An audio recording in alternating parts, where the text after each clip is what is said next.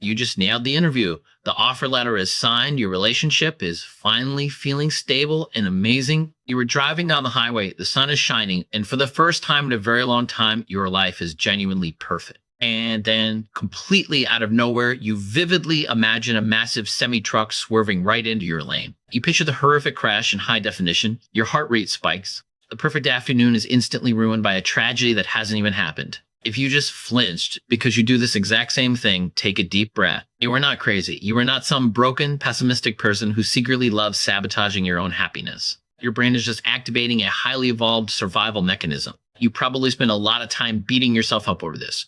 You sit there surrounded by good news, and instead of soaking it in, your mind starts rapidly scanning the room for invisible threats. You book a beautiful, expensive vacation. But the moment the confirmation email arrives, your stomach drops. Instead of packing with excitement, you are mentally calculating the odds of a plane crash, researching the nearest hospitals to the resort, and imagining what you would do if a disaster hit. When you get a promotion at work, you do not pop champagne. You immediately start worrying about the colleagues who might resent you, or the possibility that management made a mistake and will fire you in a month. You look at your partner sleeping peacefully next to you, feeling a wave of intense love, which is instantly followed by the suffocating fear of them getting sick and leaving you forever. It is utterly exhausting, isn't it? Living your life constantly waiting for the other shoe to drop. And the worst part is the intense guilt that comes with it.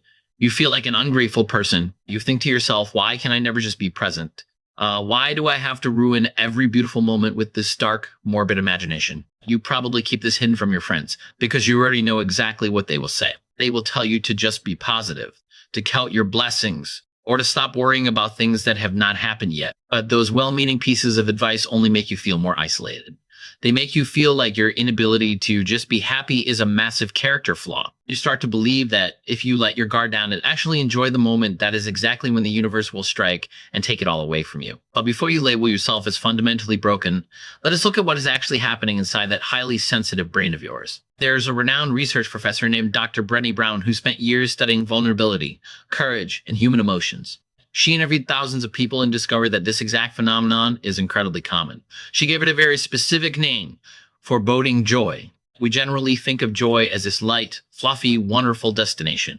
We spend our entire lives chasing it, believing that once we achieve it, we will finally be at peace. But psychologically and neurologically speaking, joy is not light at all. In fact, joy is actually the most terrifying, difficult, and vulnerable emotion a human being can possibly experience. I want you to really think about that for a second. When you are angry, you have your shields up. You are armored and ready to fight. When you are sad or depressed, the worst has already happened. You are already on the floor, so you cannot fall any further down. When you are anxious, you are on high alert, constantly scanning the horizon for danger. In all of these states, you are heavily guarded. But when you are truly deeply joyful, you are completely exposed. You have dropped all of your weapons and taken off all of your psychological armor. You are standing out in the wide open, holding something incredibly precious to your heart, whether that is your new career, your loving partner, your beautiful child, or even just a perfectly peaceful afternoon. And for the very first time, you have something significant to lose. That feeling of pure, unadulterated happiness creates a massive emotional risk. Your brain, which evolved over millions of years with one singular goal, which is to keep you alive, not to make you happy, looks at this state of unguarded bliss and absolutely panics. It registers your happiness not as a reward for your hard work, but as a severe, life-threatening vulnerability. It looks around and says, wait a minute, we are entirely too relaxed right now. We are unprotected. If something bad happens while we are this happy, the sheer contrast will be devastating. The emotional whiplash of going from absolute bliss to absolute tragedy will completely destroy us. So your brain decides it needs to intervene. It steps in to ruin the moment, not because it hates you, but because it is terrified of you being caught off guard. It decides to proactively inject a heavy dose of dread into your perfect afternoon just to force you to put your armor back on. But how exactly does your brain go from enjoying a beautiful sunset to planning a funeral in a matter of milliseconds? To understand this, we have to look deep inside the temporal lobe, right at a tiny almond-shaped structure called the amygdala. This is your brain's primary threat detection center. You can think of the amygdala as an overly caffeinated security guard who's been hired to keep you alive at all costs. For most of human history, this security guard had a very straightforward job: look out for predators, avoid poisonous snakes, and make sure we do not starve to death. It thrives in predictable environments. But when you experience profound joy, the environment suddenly changes. The stakes are raised astronomically. When you look at that new job offer or hold your partner's hand, your conscious mind feels bliss, but your amygdala registers a massive spike in vulnerability. It realizes that you are completely unarmed and deeply attached to something you cannot control. It is a biological fact that humans are hardwired to protect whatever we value most. So when the amygdala detects this sudden, intense attachment, it hits the emergency alarm. It overrides your logical prefrontal cortex in a phenomenon known as amygdala hijacking. Suddenly, the paranoid security guard takes control of the steering wheel. Once the amygdala has hijacked your system, it immediately activates a highly sophisticated cognitive mechanism called predictive processing. Your brain is not just a passive receiver of information. It is basically an extraordinarily powerful simulation engine. It is constantly generating hypotheses about what is going to happen next based on your past experiences, your environment, and your deepest fears. When you are feeling vulnerable and exposed by happiness, the predictive processing engine goes into absolute overdrive. It asks a very dangerous question. What is the absolute worst case scenario right now, and how can I prepare for it? It is not doing this to torture you. It is doing this because, from an evolutionary standpoint, an unexpected tragedy is far more dangerous to your survival than a predicted one. If a tiger jumps out of the bushes and you did not see it coming, the shock will freeze you and you are dead. But if you already imagine the tiger, mapped out an escape route, and tensed your muscles, you have a fighting chance. So when your life is going perfectly, your amygdala forces your predictive processing engine to simulate a devastating car crash or fatal illness. It is running a psychological fire drill. But if you think that is just a quirk of an anxious mind, here is the most heartbreaking part about this whole process. When your brain projects these terrifying images onto your mental screen, it is not just showing you a movie, it is forcing you to physically live through it. The human brain is a biological marvel, but it has one very specific, very frustrating flaw. It cannot easily distinguish between a vividly imagined scenario and a real-world event. When you are sitting on the couch, perfectly safe, but you start picturing your partner's sudden illness or catastrophic failure of your new job, a massive neural network called the default mode network lights up. This is the part of your brain responsible for daydreaming, self-reflection, and mental time travel. And when it works alongside your panicked amygdala, it creates a simulation so powerful that your nervous system cannot tell the difference. Your body physically reacts to a tragedy that is strictly confined to your imagination. Your cortisol levels spike, your chest tightens, your breathing becomes shallow, and you experience a genuine crushing wave of grief. Why would your body put you through this? Because you're literally pre-grieving. You're mentally rehearsing the pain. Your subconscious operates on a deeply flawed logic. It believes that if it can just feel the devastation right now on your own terms while you are safe and in control, the actual devastation will not completely destroy you if it ever arrives. It is a form of emotional inoculation.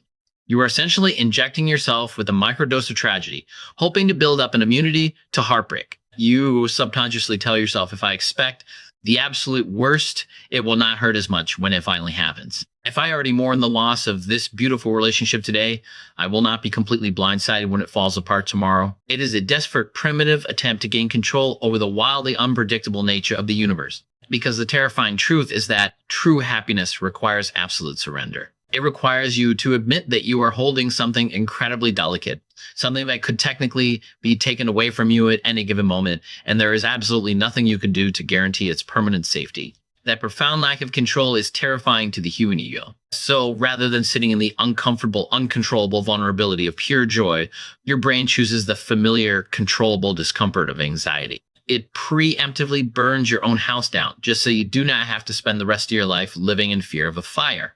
But I want you to pause for a second and look at this from a completely different angle. You have spent your whole life thinking that this habit makes you a negative, pessimistic, or fundamentally broken person. You think your anxiety is your enemy, a dark cloud actively trying to destroy your hard-earned happiness.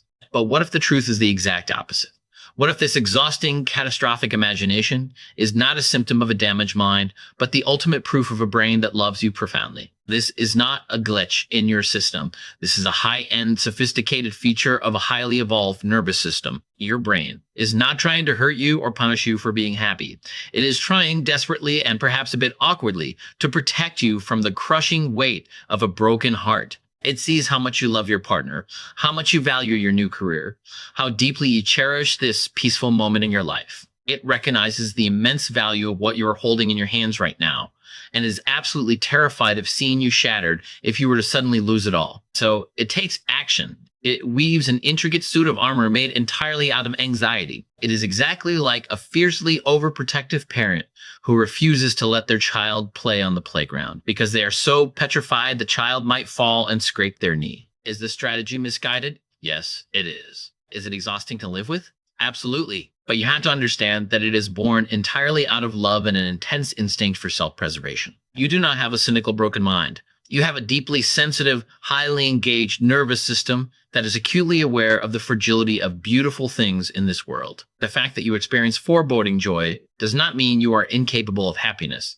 It simply means that you have finally built a life that is truly worth losing. You have finally found people and moments that matter to you so deeply that your biological defense systems are working overtime, running themselves ragged just to guard them. So the next time your brain decides to interrupt a perfectly worn family dinner with a vivid, terrifying vision of a hospital room, I do not want you to get angry at yourself. I do not want you to spiral into guilt or frantically try to push the dark thought away in a panic. I want you to recognize that thought for what it truly is. It is not a prediction of the future. It is a misguided, heavy, but incredibly fierce shield of protection forged by a mind that just wants to keep you safe. But here is the gentle, undeniable truth that you have to start teaching your brain. Rehearsing tragedy does not actually make a real tragedy hurt any less. If the absolute worst case scenario does happen tomorrow, if the relationship ends, if the job falls through, or if the storm actually comes, you are going to be completely devastated. Preparing for it today will not soften the blow. It will not make the heartbreak any lighter. The only thing that this heavy armor of anxiety actually accomplishes is that it steals the joy from today. It robs you of the very thing you're trying so desperately to protect. By constantly living in the fear of losing your happiness, you are guaranteeing that you never actually get to experience it in the first place. You are paying a massive emotional debt that you do not even owe yet. You deserve to experience the warmth of the sun without constantly scanning the horizon for a tornado. It takes immense courage to just be happy. It takes bravery to stand in the middle of your wonderful life and admit that you might lose it someday, but you refuse to lose it today. So the next time the dark, catastrophic thought intrudes on your perfect afternoon, I want you to try a new approach. Do not fight it. Do not push it away. Instead, just mentally place a comforting hand over that hyperactive amygdala of yours and say thank you. Say, I see what you are doing. I know you are terrified of getting hurt, and I appreciate you trying to keep us safe. But we are okay right now. There is no danger here. And we are going to enjoy this beautiful sunlight anyway. Give yourself the radical permission to be completely vulnerable. Lean into the joy, fully knowing that it is fragile, because that fragility is exactly what makes this moment so incredibly beautiful. Your brain is a complex, beautiful machine that sometimes just tries a little too hard to do its job. You're not broken. You're just deeply human. If this video finally gave you the words for something you have been feeling your entire life, and if your brain simply will not let you be happy in peace, consider subscribing to the channel. This is a safe, judgment-free space for us to figure out these strange minds of ours together. We still have a lot more to decode.